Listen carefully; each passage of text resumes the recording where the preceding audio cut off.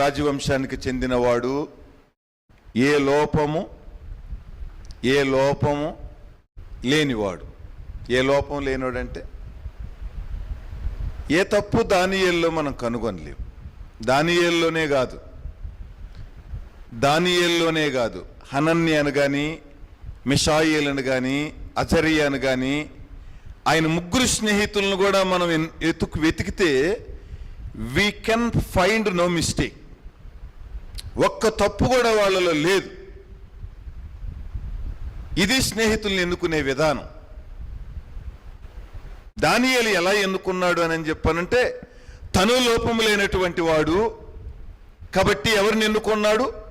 లోపము లేని వాళ్ళని స్నేహితులుగా ఎన్నుకున్నాడు. కానీ మనం లోపం కలిగిన వాళ్ళం, మనం కూడా ఎవరిని ఎన్నుకుంటాం? వాళ్ళని ఎన్నుకుంటాం.